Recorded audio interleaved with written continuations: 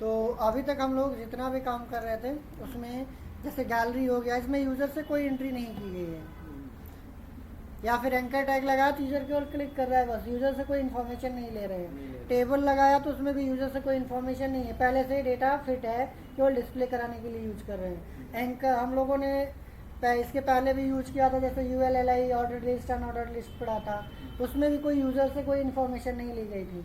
But अब जो हम लोग पढ़ेंगे उसमें यूज़र से इन्फॉर्मेशन लेंगे, जिसको हम लोग फॉर्म टैग बोलते हैं। फॉर्म टैग जो हम यूज़र से फॉर्म फिल कराते हैं। तो फॉर्म फिल कराने का मतलब वो यूज़र्स के साइनअप के भी फॉर्म्स हो सकते हैं, यूज़र्स की डिटेल्स भी हो सकती है, या फिर लॉगिन के लिए भी हो सकता है फॉर्म, फीडबैक के लिए भी फॉर्म हो सकता है। दैट मीन्स यूज़र से जो इन्फॉर्मेशन कलेक्ट कराई जाती है उसके लिए हमें फॉर्म टैग यूज करना पड़ता है। तो हम लोग आज फॉर्म टैग डिस्कस करेंगे, देखते हैं क्या है। अब इसमें हमारे पास पहले तो हम बेसिक कर लेते हैं कि कैसे हमारा HTML का टैग ओपन क्लोज होगा। यहाँ से हमने कर लिया।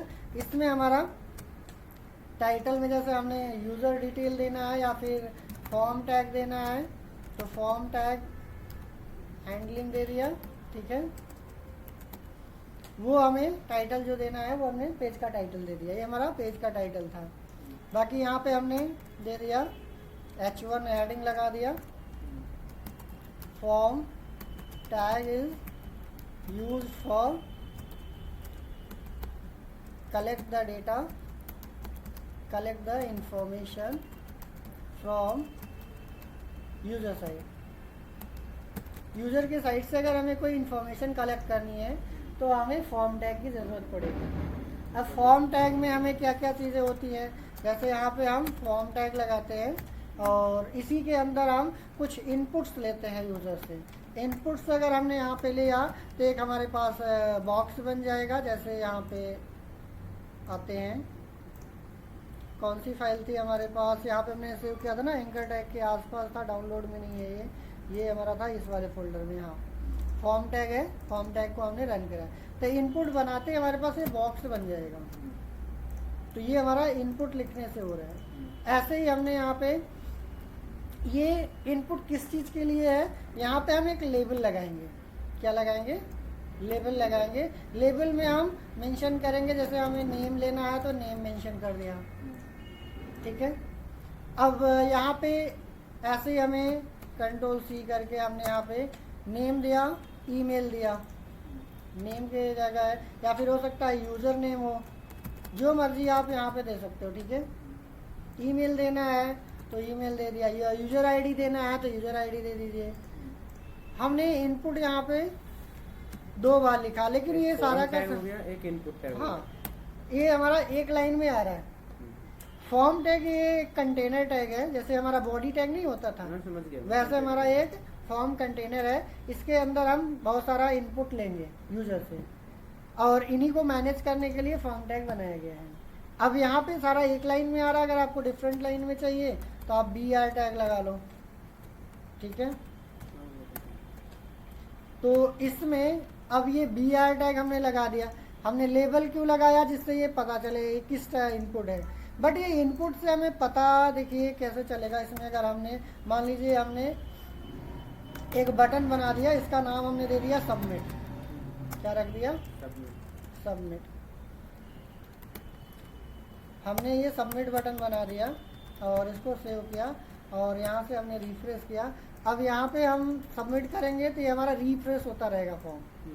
जितनी वजह से हमने कुछ दिया, सबमिट किया तो ये रिफ्रेश हो जाएगा, गायब हो जाएगा। वो गया कहाँ पर? ये जाएगा, अभी हम देखेंगे कहाँ पे जाएगा। इसको हम डिसाइड करेंगे फॉर्म में। फॉर्म में हम एक्शन देते हैं, एक्शंस में यहाँ पे हम पाथ सेट करते हैं कि किस पेज पे हमारा ये इन्फॉर्मेशन लेके जाएगा।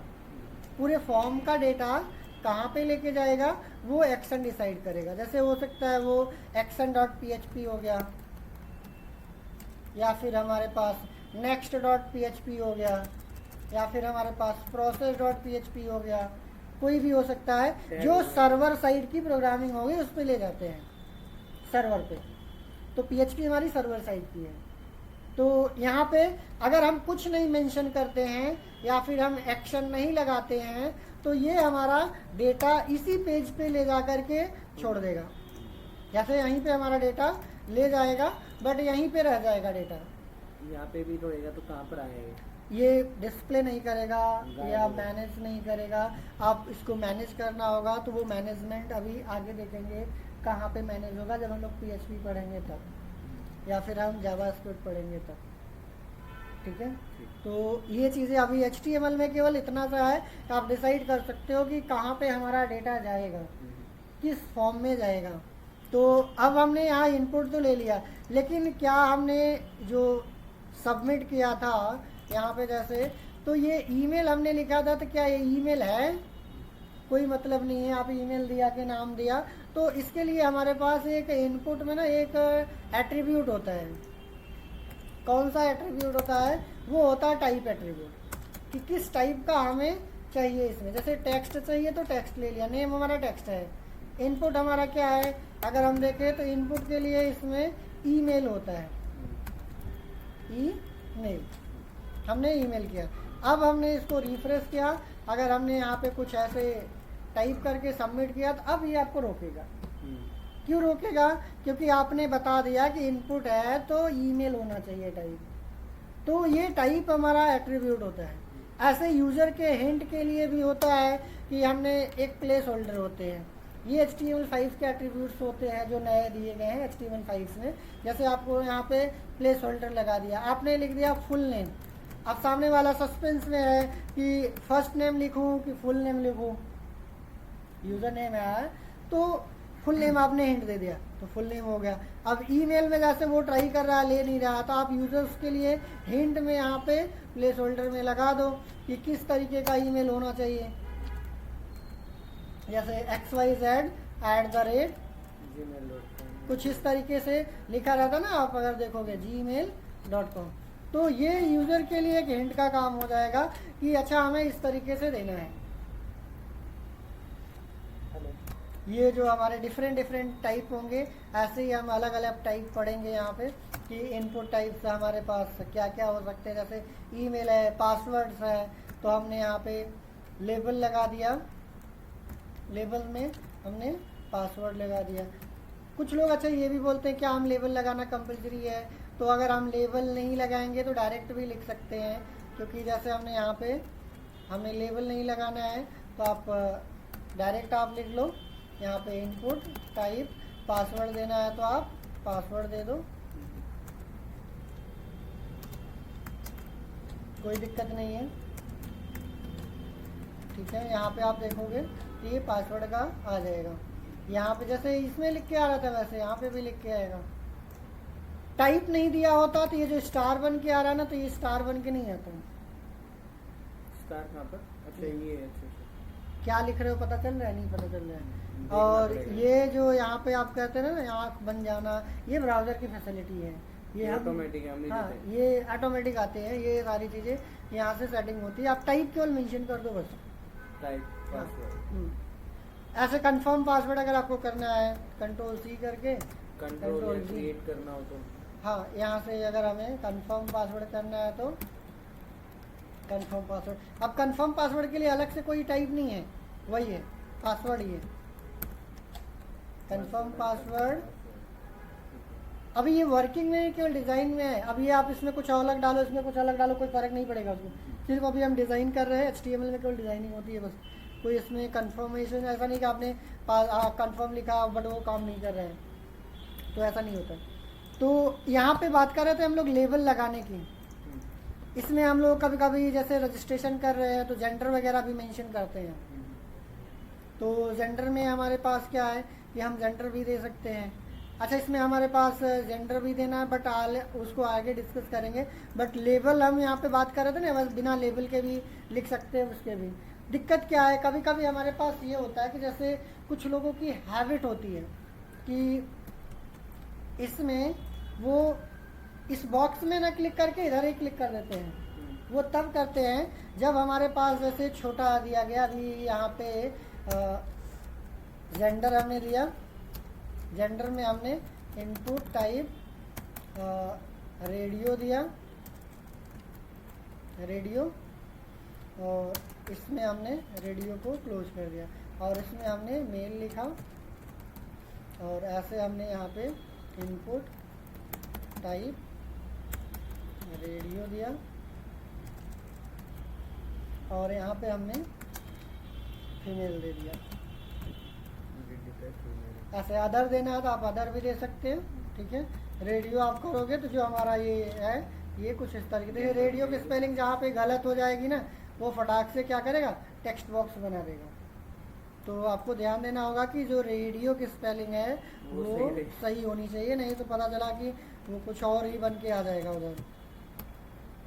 मेल फीमेल, ठीक है। Male female and control. तो अब इसमें क्या होता है, बॉक्स वाले में तो सामने वाले को पता होता है अच्छा इधर ही क्लिक करना है, लेकिन कुछ लोगों की माउस प्रॉब्लम होती, चला नहीं पाते सही से ना, तो सीधे सीधे इस गोले में सर्कल में न जा करके इधर ही ट्राई करते हैं, इधर ही क्लिक कर लें। तो इस केस में हम लेबल का यूज करेंगे तो ये हमारे लिए क्या होगा, आसान रहेगा कि यूजर को थोड़ा सा फ्लेक्सिबिलिटी दे देंगे। आप मेल पे क्लिक करो या सर्कल पे क्लिक करो, दोनों में से काम कर जाए। तो कैसे करेंगे, यहाँ पे हम एक लेबल लगाएंगे और लेबल में ओपन किया, यहाँ पे हमने मेल दिया था और इसको भी हमने यहाँ पे लेबल के अंदर डाल दिया और यहाँ पे हमने फीमेल डाल दिया, ठीक है। और इनपुट टाइप जो हमने दिया है ना रेडियो, इसमें हमने बताया था लास्ट टाइम पे कि आईडी एट्रीब्यूट सब में दे सकते हैं, आईडी एट्रीब्यूट सब में दे सकते हैं। जैसे हमारा टाइप एट्रीब्यूट है वैसे आईडी एट्रीब्यूट हम सब में दे सकते हैं। आईडी एट्रीब्यूट क्या काम करेगा? हाँ, काम क्या करेगा, सब जगह अलग अलग काम करेगा, बट आईडी का मतलब हो गया किसी पर्टिकुलर टैग को अगर हमें यूनिकली आइडेंटिफाई करना है तो आईडी हमें देना पड़ता है। जैसे आप कंपनी में होते हो, आईडी आपको मिलती है तो वो क्यों दी जाती है, आपको यूनिकली आइडेंटिफाई करने के लिए कि आपका नाम सफिशिएंट नहीं था बट आईडी डाल दिया है एट्रीब्यूट। हाँ। अब इसको सेव करके वहाँ देखना क्या है, कोई फर्क नहीं आएगा। टाइप एट्रीब्यूट से फर्क आता है, प्लेस होल्डर से फर्क आता है, बट आईडी आप सब में लगा दोगे तो आपको यूआई में कोई फर्क नहीं आएगा। जैसे आईडी में हमने मेल दे दिया और यहाँ पे भी हमने टाइप में हमने आईडी फीमेल दे दिया, तो इससे कोई यूआई में फर्क नहीं आएगा, एज इट इज रहेगा। तो उसका फायदा क्या होगा लगाने का? हाँ, वो आईडी क्यों लगाते हैं उसको हम देखते हैं। ये आईडी किस चीज के लिए बनाया गया है, मेल के लिए बनाया गया है। तो हमारे पास एक फॉर एट्रीब्यूट होता है, हम यहाँ पे क्या करेंगे, मेल लिखेंगे। ये हमने आईडी किसके लिए बनाया है, मेल के लिए। ये लेबल हमने किसके लिए बनाया है, इसके लिए। अब ऐसे सिमिलर हमने यहाँ पे क्या कर दिया, इसको थोड़ा सा अरेंज कर देता हूँ और इसको जैसे सबका अलग अलग लाइन में दिया गया वैसे मैं अलग अलग लाइन में कर दे रहा हूँ, ठीक है, जिससे थोड़ा सा अच्छा लगे देखने में, नहीं तो लंबा हो जाता है तो पता नहीं चल पाता कि कहाँ पे कौन सी चीज़ लिखी गई है।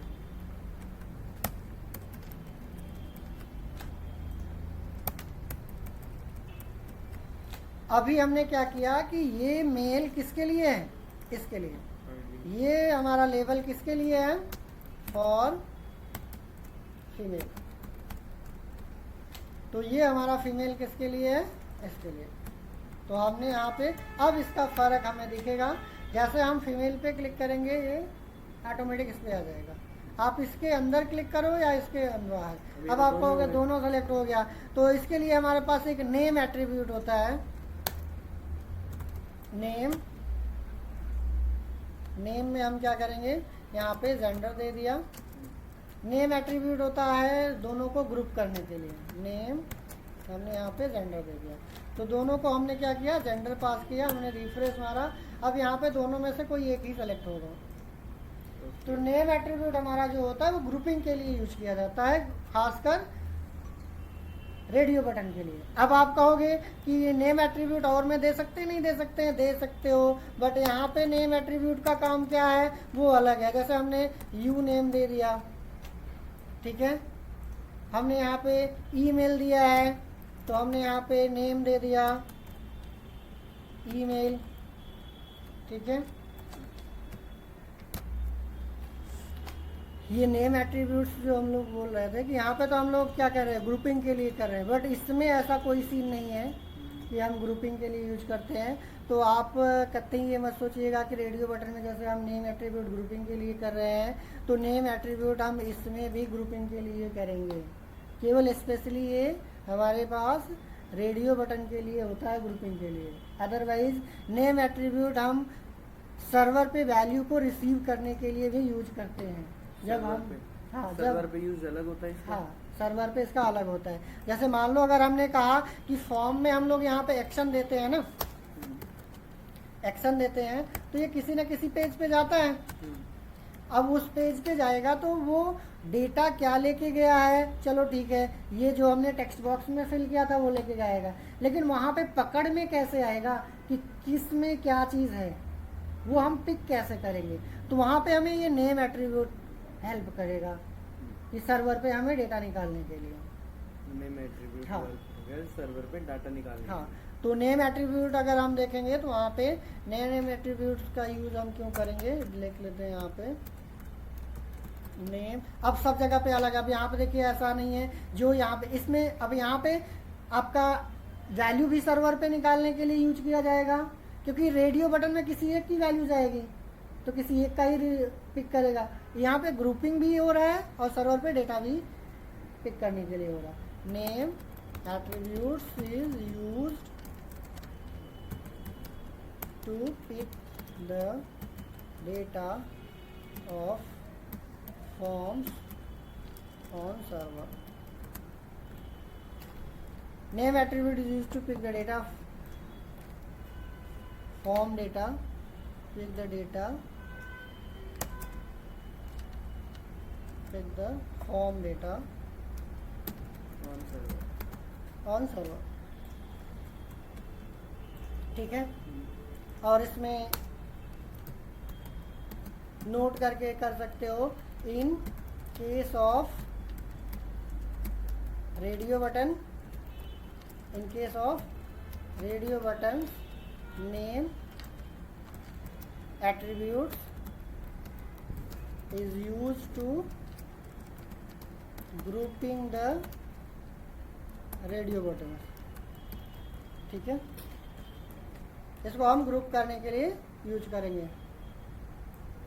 तो इसको हमने यहाँ पे सेव करके अब यहाँ पे हम रन कराएंगे तो कुछ ऐसा नहीं है कि हमारे पास, अब देखिए जैसे हमने यहाँ पे सेव किया, जो भी हमने डेटा दिया, ठीक है, ईमेल दिया xyz@gmail, जो भी हमने देना था .com किया, और हमने जेंडर दिया, पासवर्ड में भी हमने क्या दिया, सबमिट किया। तो यहाँ पे देखेंगे यूनेम में क्या गया, दिस, ईमेल में क्या गया, दिस, जेंडर में क्या गया, ऑन ऑफ। तो मेल सेलेक्ट किया था कि फीमेल सेलेक्ट किया था ये तो पता नहीं। तो जिसमें अभी हम लोग ये भी डिस्कस करेंगे कि जिसमें तो हम टाइप कर सकते हैं उसमें वैल्यू कंपलसरी नहीं होता है, सर्वर पे जो जाएगा। हाँ, नहीं सर्वर पे नहीं, यहाँ पे जैसे नेम आईडी एट्रीब्यूट है, नेम एट्रीब्यूट है। तो अभी जैसे हमने ग्रुपिंग के केसेस में हमने यूज किया नेम एट्रीब्यूट, सर्वर पे नहीं भेजना है तो आप नेम मत दो, कोई कंपलसरी नहीं है। नॉर्मल अगर हमें करना है तो नेम मत दो, लेकिन ऐसे ही रेडियो बटन में हमने नेम तो दे दिया ग्रुपिंग के लिए, बिना नेम के हम ग्रुप नहीं कर सकते, बट इसमें कोई कंपलसरी है नहीं है नेम एट्रीब्यूट, बट सर्वर पे डेटा लेना है तो हमें नेम देना पड़ेगा। ऐसे ही यहाँ पे हमने जैसे टेक्स्ट है, ईमेल है, पासवर्ड है, इसमें तो हमने, अच्छा पासवर्ड में आप एक चीज़ और भी देखोगे ना, जैसे हमने इसमें नेम एट्रीब्यूट दिया, इसमें नेम एट्रीब्यूट दिया, नेम दिया, तो इन सब की वैल्यू दे रहा है। अब इसमें ऑन ऑफ दे रहा है, इसमें जो हमने टाइप किया था वो दे रहा है, बट पासवर्ड में क्या टाइप किया था वो वैल्यू ही नहीं दे रहा था। कहाँ पे, इसके यूआरएल में आप देखो, इसमें जेंडर का दिख रहा है, ईमेल का दिख रहा है, यूजर नाम के दिख रहा है, पासवर्ड है कहीं पे दिख ही नहीं रहा। आप कुछ भी टाइप कर दो, देखो जिसका जिसका नहीं दिया था ब्लैंक है, बट इसमें तो दे रहा हूँ ना, इनका तो आना चाहिए ना, नहीं आ रहा है, बट इसमें देखो हमने टाइप किया तो इसमें आ रहा है। तो इसमें वहाँ क्यों नहीं आ रहा? क्यों नहीं आ रहा? क्योंकि हमने इसमें नेम एट्रीब्यूट नहीं दिया है। नेम अगर हमने नहीं दिया है तो नहीं आएगा। अगर हमने इसका भी नेम दे दिया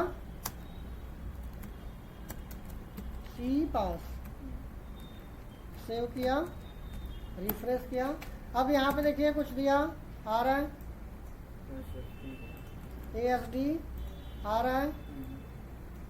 तो कहने का मतलब ये नेम एट्रीब्यूट सबके लिए कंपलसरी नहीं है। जैसे जेंडर में हमारा कंपलसरी हो गया, देना ही पड़ेगा, नहीं तो वो दोनों सेलेक्ट हो जाएगा। तो वैसे सबके लिए नेम एट्रीब्यूट कंपलसरी नहीं है, बट अगर हमें सर्वर पे डेटा ले जा करके उसको रिसीव करना है तो हमें नेम एट्रीब्यूट देना पड़ेगा, ठीक है। और इसी में जो यहाँ पे ऑन ऑफ आ रहा है, ऑन ऑफ के लिए अगर हम बात करें तो ऑन ऑफ यहाँ पे जो हम काम करते हैं, अब ऑन ऑफ में हमें ये वैल्यू देना पड़ेगा। एक चीज़ इसमें कंपलसरी हो जाएगी, नहीं तो हमें ऑन ऑफ दिखाएगा वहाँ पे। यहाँ पे अगर मेल है तो मेल वैल्यू देंगे, यहाँ पे हम वैल्यू में फीमेल देंगे, फीमेल है तो अब ये जो वैल्यू हमने यहाँ पे दिया है वही सर्वर पे वैल्यू लेके जाएगा। पहले ऑन ऑफ लिख रहा था, अब ऑन ऑफ नहीं लिखेगा, अब ये वाली वैल्यू लेके जाएगा। अगर हमने जेंडर मेल सेलेक्ट किया है तो ये मेल लिख के लेके जाएगा। हमने यहाँ पे कैपिटल में लिखा है लेबल में, उससे फर्क नहीं पड़ता। जैसे अभी हम बात करें आपको यहाँ पे, तो हमने लेबल में यहाँ पे क्या लिखा है उससे मतलब नहीं है, जो हम इसमें टाइप करेंगे वही सर्वर पे यहाँ पे लेके जाएगा। वैसे सिमिलर हम लेबल में क्या दिए हैं यहाँ पे उससे मतलब नहीं है, जो हमने वैल्यू दी है वो लेके जाएगा। और हमें इसकी कंप्लीट इंफॉर्मेशन चाहिए हो तो यहाँ पे हमें जैसे देखिए मेल हमने सबमिट किया तो ये हमारा अब यहाँ पे देखिए मेल लेके जा रहा है। अच्छा, आपका कंप्लीट इन्फॉर्मेशन से क्या मतलब है कि हम अगर कंप्लीट इन्फॉर्मेशन लेके जाना चाहते हैं तो क्या करेंगे? जैसे कि बंदा है, इसका नाम है, जो भी है, इसका मेल आईडी है, पासवर्ड। तो आप नेम देना है, जैसे मान लीजिए हमने अमित दे दिया, अमित@gmail कर दिया। आप पूरा दे दो ना, आप पूरा फॉर्म भरो ना, आप अगर देना है तो पूरी लेके जाना। ASD पासवर्ड दिए आप यहाँ पे, फिर से आपने इसमें ASD दिया, सबमिट किया तो यहाँ पे सब आएगा। देखिए अमित@gmail, यहाँ पे मेल सेलेक्ट किया था, पासवर्ड ASD दिया था। पूरी इन्फॉर्मेशन फिल करेंगे तो पूरी जाएगी, बट आपको ध्यान रखना पड़ेगा नेम एट्रीब्यूट होना चाहिए। और अगर हमने रेडियो बटन लगाया है तो उसमें वैल्यू एट्रीब्यूट होना चाहिए। बाकी में वैल्यू एट्रीब्यूट कंपलसरी नहीं है। क्यों नहीं है? क्योंकि हम इसमें टाइप कर सकते हैं, लेकिन जिसमें टाइप नहीं कर सकते, केवल सिलेक्शन कर सकते हैं। जिसमें हम सिलेक्शन कर सकते हैं वहाँ पे हमें वैल्यू देना कंपलसरी हो जाता है, नहीं तो हम पता नहीं पाएंगे कि सर्वर पे मेल गया कि फीमेल गया कि अदर गया। सेम सिचुएशंस आपको और भी जनरेट होती है, जैसे आपके ड्रॉप डाउन लिस्ट बनती है, जैसे आप बहुत सारे कंट्रीज के नेम होते हैं, किस कंट्रीज से हो, तो उसमें भी आप सिलेक्शन का केवल ऑप्शन होता है, वहाँ पे भी आपको वैल्यू देना ही पड़ता है। जैसे मान लो अगर हमें मेल फीमेल के अलावा अगर हमने कंट्री लगाना है तो यहाँ पे हमने लेबल दे दिया, लेबल में हमने दे दिया सिटी सेलेक्ट कराना है। अब सिटी में क्या सेलेक्ट करना है, हमने यहाँ पे एक सेलेक्ट टैग होता है, कौन सा होता है? Select tag. इसमें कौन कौन से ऑप्शन देने हैं वो हम यहाँ पे ऑप्शंस देते हैं। ऑप्शंस में जैसे हमने नोएडा दे दिया, ऐसे ही हमने दिल्ली दे दिया,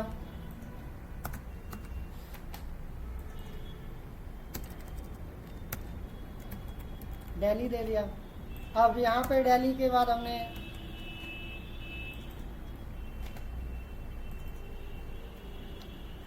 NCR दे दिया, कोई भी ऐसे हमने दे दिया। अब वहाँ पे तो हमारा ये ऑप्शंस बन के आ जाएगा यहाँ पे, बट ये हम सेलेक्ट करके सबमिट करेंगे तो क्या वो आएगा? यहाँ पे नहीं आएगा।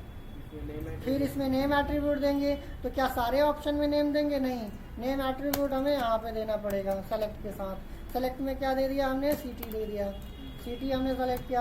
अब इसमें क्या अभी भी कोई वैल्यूज़ है? यहाँ पे रिफ्रेश मारते हैं, इसको सबमिट करते हैं, नोएडा सेलेक्ट किया गया है तो यहाँ पे देखिए नोएडा आ रहा है। नोएडा की जगह पे हमें नोएडा का कोड लेके आना है, जैसे NCR दिल्ली लिखना है तो यो वाली वैल्यूज़ हम यहाँ पे पास करते हैं। जैसे नोएडा का NO करके देना है, NOD, दिल्ली का कुछ और देना है तो ये हम NDLS देना है।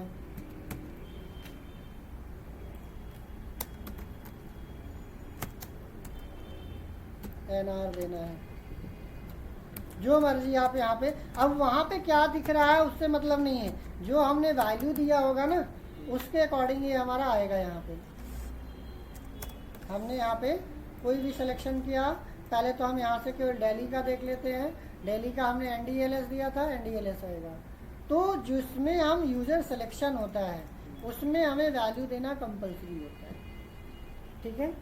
तो ऐसे ही हम लोग अभी फॉर्म टैग के अंदर बहुत सारे टैग्स को पढ़ेंगे धीरे धीरे करके, बट जो मेजर डिफरेंसेस थे कि नेम एट्रीब्यूट्स क्या है, वैल्यू एट्रीब्यूट क्यों देते हैं, आईडी एट्रीब्यूट्स क्यों दी गई, क्या यूज किया गया। वैसे ही अगर आपको, जैसे यहाँ पे हमने नेम दिया, इसमें हमने आईडी दिया था रेडियो बटन के केसेस में, हमने बाकी में नहीं दिया। अगर आपकी इच्छा है तो आप दे सकते हो। जैसे हमने आईडी किया इक्वल टू किया, यहाँ पे हमने यू नेम दिया,